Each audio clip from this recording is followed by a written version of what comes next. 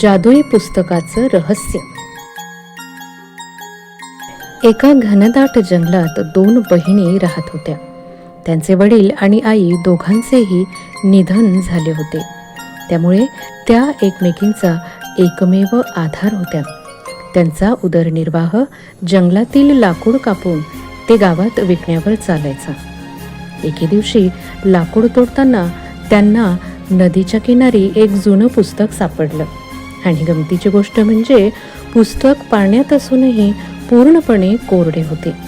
त्या पुस्तकाच्या पहिल्याच पानावर लिहिलं होतं, वेळेच्या बदल्यात प्रत्येक इच्छा पूर्ण होतील. दोघीही बहिणी खूप थकलेल्या होत्या. तेव्हा त्यांनी विचार केला की जर लाकडे आधीच तोडलेली मिळाली तर आपले कष्ट थोडे कमी होईल. त्यांनी इच्छा व्यक्त केली आणि लगेचच त्यांच्यासमोर लाकडांचा मोठा ढिगारा तयार झाला.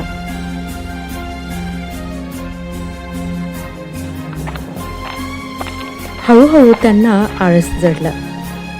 त्यांच्या इच्छाही वाढल्या. त्यांनी तयार जेवण,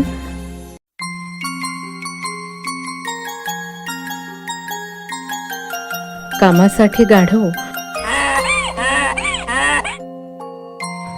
दागदागिने आणि एका आलिशान महालाची इच्छा व्यक्त केली.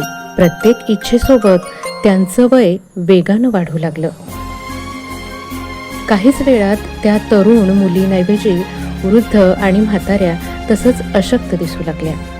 नंतर त्यांना समजलं की वेळेच्या बदल्यात म्हणजे त्यांच्या आयुष्याची वर्षे ही कमी होत होती. आपली चूक लक्षात आल्यावर बहिणींनी ते जादुई पुस्तक पुन्हा नदीत फेकलं. पुस्तक पाण्यात फेकताच सर्व काही पहिल्यासारखं झालं आणि त्या पुन्हा तरुण झाल्या. त्यांनी शपथ घेतली की त्या कधीही मेहनतीशिवाय जगणार नाहीत.